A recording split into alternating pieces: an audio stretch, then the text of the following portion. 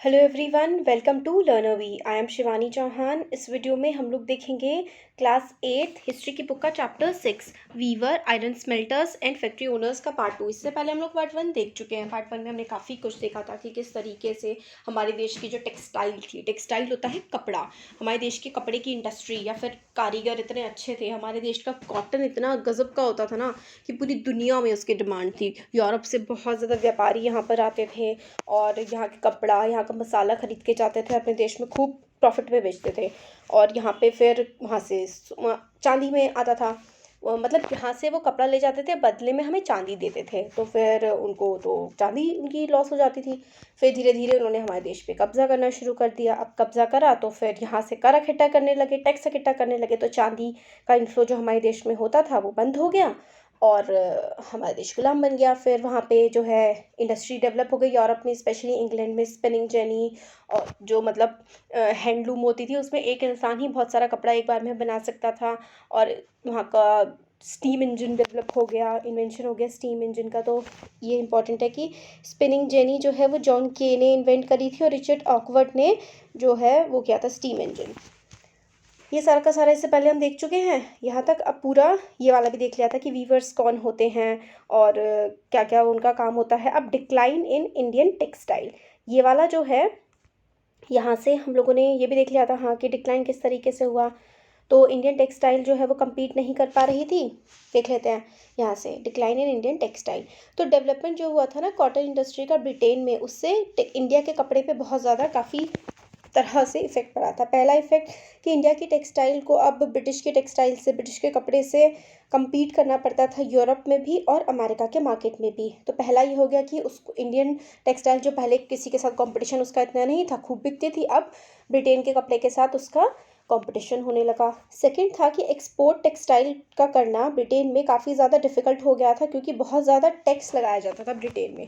Britain में पहले खूब इंडिया से कपड़ा जाता था, फिर धीरे धीरे करके क्योंकि वहाँ पे उनको अपनी इंडस्ट्रीज़ को बढ़ाना था, तो इंडियन टेक्सटाइल पे उन्होंने काफ़ी ज़्यादा टैक्स लगाना स्टार्ट कर दिया था। By the beginning of 19th century, English made cotton textile successfully out Indian goods from the traditional market in Africa, America and Europe. तो 19th सेंचुरी आते आते जो इंग्लिश का मतलब है ब्रिटेन, जो अंग्रेज़ हैं, वहाँ पर बनी हुई फैक्ट्रीज़ का जो कपड़ा है वो इंडिया के कपड़े को हटाने लगा, पीछे करने लगा। अमेरिका में भी, अफ्रीका में भी और यूरोप के बाकी देशों में भी हज़ारों वीवर्स जो कि कपड़ा बनाने का काम करते थे इंडिया में, वो अब अनएम्प्लॉयड हो गए। वो क्या हो गए, उनको बेरोज़गार हो गए।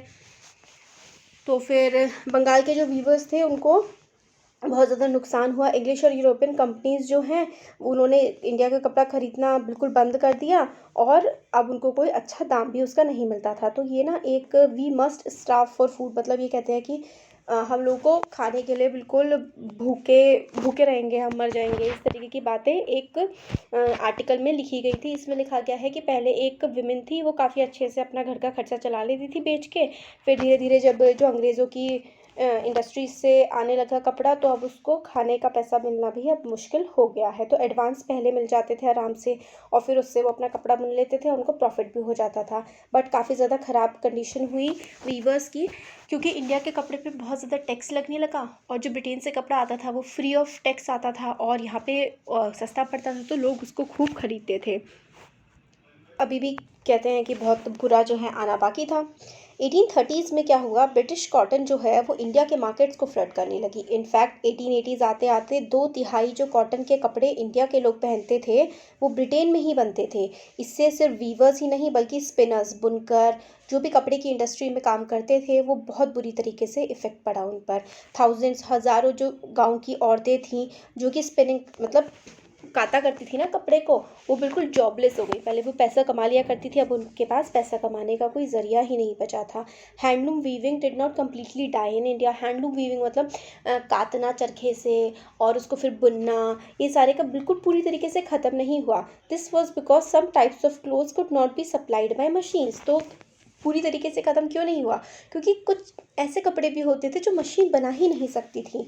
मशीन जो है वो साड़ी नहीं बना सकती थी, उसके बहुत ही खूबसूरत बॉर्डर्स नहीं बना सकती थी, और जो ट्रेडिशनल वूवन पैटर्न्स होते हैं जिनको हाथ से ही बुना जाता है, जो बुनने के बाद ही अच्छे लगते हैं, उनको फैक्ट्रीज़ में मशीनें नहीं बना सकती थी। इसलिए जो है वो ज़िंदा रहे, और इनकी डिमांड जो बहुत ही अमीर लोग होते थे और मिडिल क्लास के लोग भी इनकी डिमांड करते थे।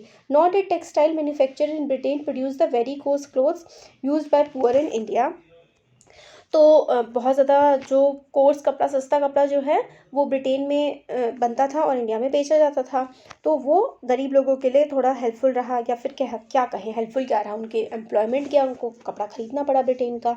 तो ये सारी चीज़ें चली। तो आप लोगों ने शोलापुर के बारे में पढ़ा होगा या फिर सुना होगा वेस्टर्न इंडिया में, और मदुरा साउथ इंडिया में। ये टाउन्स जो हैं वो वीविंग के नए सेंटर्स बन गए 19th सेंचुरी में। इनमें बुनाई होने लगी काफ़ी ज़्यादा। इसके बाद जो नेशनल मूवमेंट हुआ, महात्मा गांधी ने लोगों से अर्ज किया कि बाहर से जो कपड़ा आता है उसको बॉयकॉट करें, उसको ना पहने, और जो हाथ से बुना हुआ, हाथ से वूवन क्लोथ्स है उसको पहने। खादी जो है वो नेशनलिज्म का एक सिंबल बन गया, मतलब राष्ट्रवाद का एक चिन्ह बन गया खादी की। किस तरीके से अगर आप खादी अगर पहन रहे हैं तो आप राष्ट्रवादी हैं, आप अपने देश से प्यार करते हैं। अंग्रेज़ जो ब्रिटेन से आया हुआ कपड़ा आप पहन रहे हैं तो आप देशद्रोही, मतलब देश जो भी है इस टाइप का होने लगा। चरखा जो है वो मतलब एक बहुत ही सिंबल ऑफ पावर, एम्पावरमेंट दिखाने लगा। और इसको जो कांग्रेस का झंडा था ना, तिरंगा, जैसे आज हमारे में अशोक चक्र है, तो पहले इन्होंने वो चरखा बनाया था, जो कि 1931 में इंडियन नेशनल कांग्रेस ने एक झंडा अडॉप्ट किया था, उसके बीच में चरखा बनाया गया था। तो सोचिए कि चरखे की इंपॉर्टेंस कितनी ज़्यादा थी। तो उन वीवर्स या फिर उन स्पिनर्स का क्या हुआ जिन्होंने अपनी नौकरियां खोई? तो अब वो एग्रीकल्चरल लेबरर्स बन गए। पहले तो वो कारीगर थे, अब वो मजदूर बन गए। वो शहरों की तरफ, गाँव में पहले थे, या फिर वो शहरों की तरफ चले गए काम की खोज में।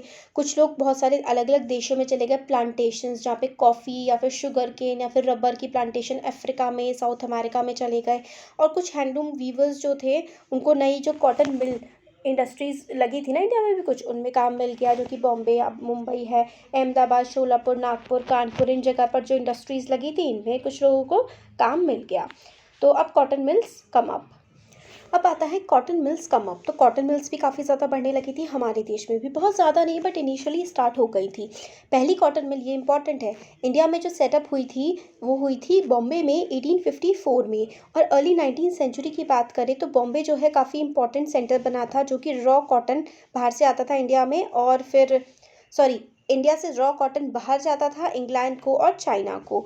और it was close to the vast black soil tract of western India. देखिए वेस्टर्न इंडिया हमारे देश का जो महाराष्ट्र का, गुजरात वाला पार्ट है, वहाँ पर ब्लैक सॉइल काफ़ी ज़्यादा मिलती है, और ब्लैक सॉइल पे कॉटन बहुत अच्छी होती है। तो काफ़ी ज़्यादा कॉटन यहाँ पे ग्रो होती थी, और वहीं पर ही फैक्ट्रीज़ भी लगाई गई।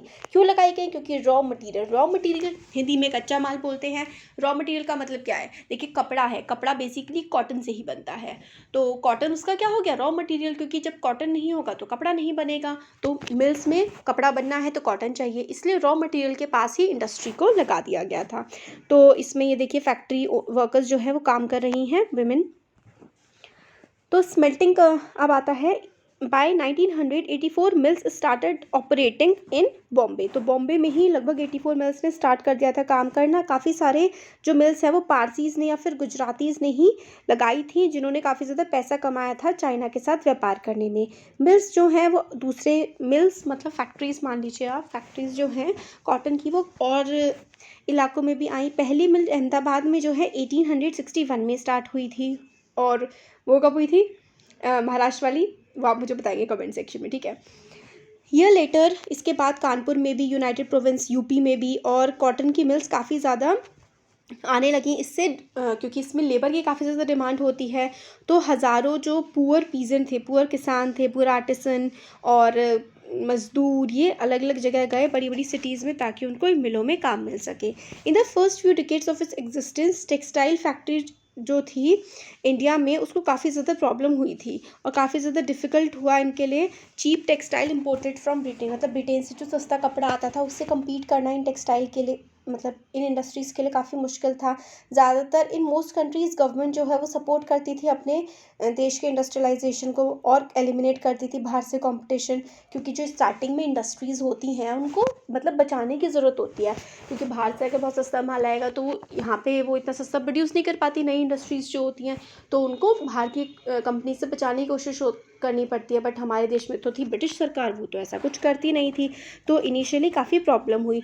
कॉलोनियल गवर्नमेंट जो थी इंडिया में वो यूजुअली कोई प्रोटेक्शन वगैरह प्रोवाइड नहीं करती थी, और पहला मेजर स्पर्ट जो आया कॉटन इंडस्ट्री के प्रोडक्शन का इंडिया में वो फर्स्ट वर्ल्ड वॉर के टाइम आया। फर्स्ट वर्ल्ड वॉर में ब्रिटेन बहुत ज़्यादा इन्वॉल्व था, वहाँ पे इंडस्ट्रीज इतनी ज़्यादा काम कर नहीं रही थी, वहाँ पे तो सारा का सारा जो वो वाला है क्या कहते हैं मटेरियल वॉर रिलेटेड वो वाला प्रोड्यूस हो रहा था। और तो इंडिया में कपड़े की जो इंडस्ट्री है, टेक्सटाइल इंडस्ट्री काफ़ी ज़्यादा ग्रो करने लगी, क्योंकि जो मिलिट्री की जो यूनिफॉर्म्स हैं इन सबकी सप्लाई जानी थी। तो अब ये एक और नेक्स्ट पार्ट में हम ये चैप्टर पूरा का पूरा कवर कर लेंगे। तो कैसा लगा वीडियो ज़रूर बताइए, अच्छा लगा तो लाइक करिए, चैनल को सब्सक्राइब करिए, अपने फ्रेंड्स के साथ शेयर करिए। Thank you.